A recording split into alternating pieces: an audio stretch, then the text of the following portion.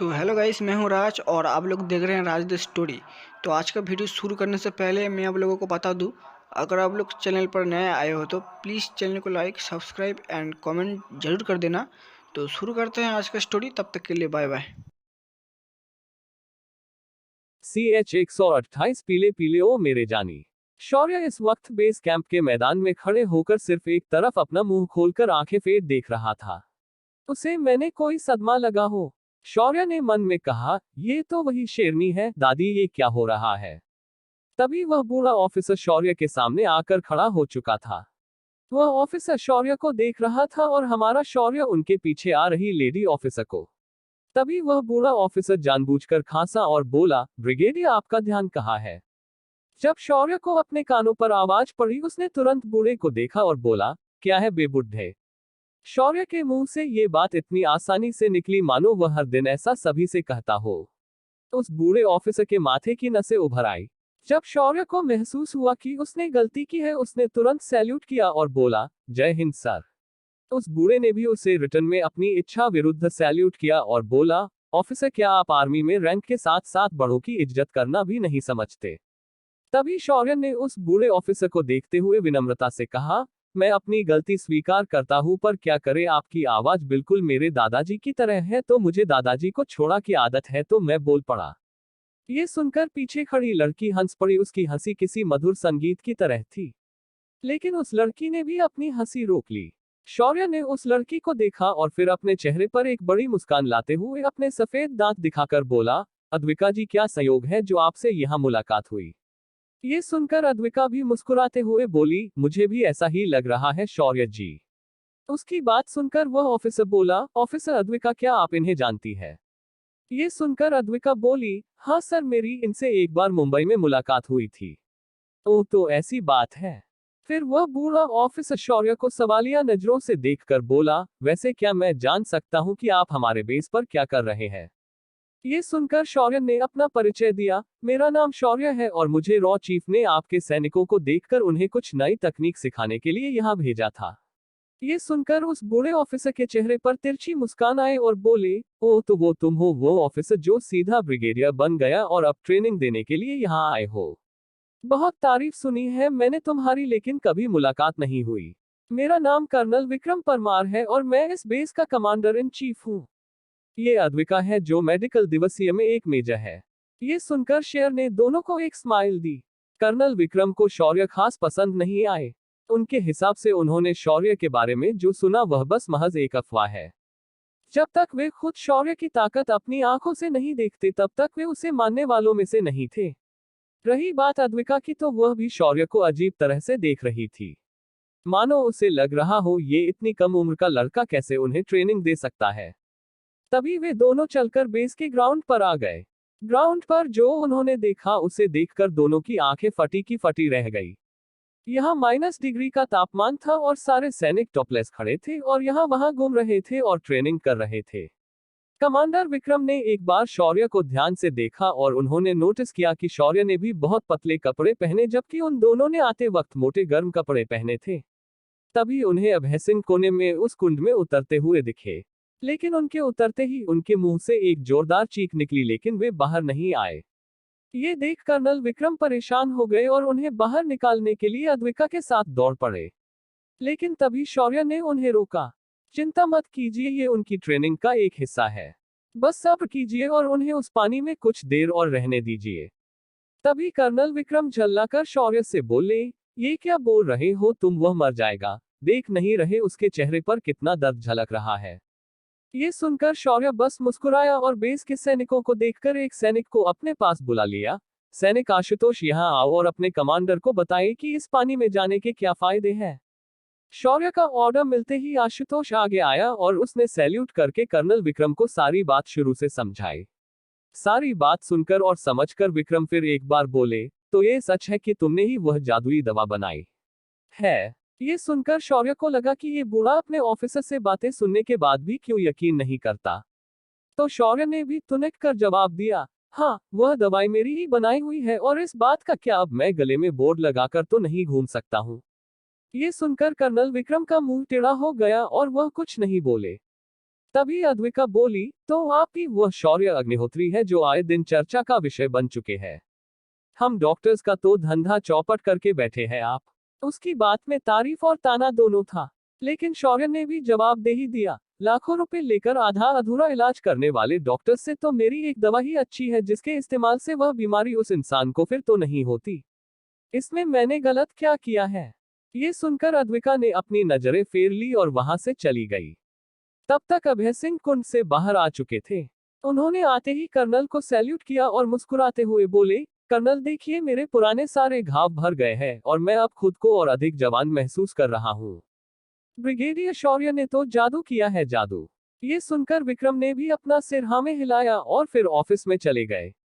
शौर्य भी उसे दिए हुए कमरे में चला गया और अपने बिस्तर पर बैठकर अपना ध्यान करने लगा। उसके पास अब आगे करने के लिए कुछ नहीं था। उसने वैसे भी 2 दिन की छुट्टी ले ली थी। शौर्य जब खाने का समय हुआ तो बाहर आ गया। आज भोजन खास शौर्य के लिए बनाया गया था, लेकिन जब सैनिकों को मालूम हुआ कि शौर्य वेजिटेरियन है तो उनका मुंह उतर गया। तभी अद्विका कुछ वेज खाना शौर्य के लिए लेकर आई। ये उसने अपने लिए अलग से बनाया था, मगर उसे जब एक सैनिक ने शौर्य के वेजिटेरियन होने की बात कही तो उसने शेयर के हिस्से का भी खाना बना दिया था। तभी एक सैनिक रम का पूरा खंबा लेकर शौर्य के पास आया और बोला, सर जी हमारे यहाँ रात में दारू ग्लास में नहीं खंबे में पी जाती है और आपको आज ये पानी पड़ेगी। अब शौर्य ब्रह्म संकट में फंस गया था। उसने तुरंत अपना हाथ न में हिलाते हुए कहा, ऐसी कोई बात नहीं है, लेकिन मैं शराब भी नहीं पीता, अभी मेरी उम्र 21 नहीं हुई है। ये सुनकर वह सैनिक बोला, साहब आप ही मजाक करते हो, दारू पीने के लिए तो लोग 18 साल के बाद ही पीते हैं। आप भी तो पी सकते हैं। ये सुनकर शौर्य ने इधर उधर नजर दौड़ाई और एक खाली ग्लास उठा लिया और बोला, हाँ तुम सही कह रहे हो, पर मुझे दारू से नशा नहीं होता, मैं कुछ अलग पीता हूँ। इतना कहकर शौर्य ने अपने पॉकेट से एक फल निकाला और उसे उस ग्लास में निचोड़ दिया। उसने अपनी आध्यात्मिक शक्ति से फल के रस को अलग किया था। फल का रस ग्लास में गिरते ही उससे एक भीनी खुशबू निकलने लगी। उसकी खुशबू से सभी लोगों का ध्यान शौर्य की तरफ चला गया। उसने फिर अपने ग्लास को हाथ में लिया और चीयर्स कहकर उस रस का एक सीप ले लिया और वह ग्लास सामने रख दिया। वह सैनिक उस रस को ललचाए आंखों से देख रहा था। शौर्य ने उसे देखकर कहा, एक बार ये रस पियोगे तो तुम दारू भूल जाओगे, क्या सोच रहे हो फिर? वह सैनिक कुछ करता उससे पहले एक नाजुक सा हाथ अचानक उस ग्लास की ओर बढ़ा और उसे उठाकर किसी के कुछ कहने से पहले लाल रस भरे ओंठों से लगा लिया। ये अद्विका थी। उसे इस खुशबू ने मदहोश कर दिया था जिस वजह से वह खुद को रोक नहीं पाई। उसने रस का एक घूंट लिया और उसके स्वाद में मानो वह खोसी गई। उसने अपनी आंखें बंद करके उस स्वाद को अपने शरीर के अंदर तक महसूस कर लिया। शौर्य उसे आंखें फाड़ कर देख रहा था।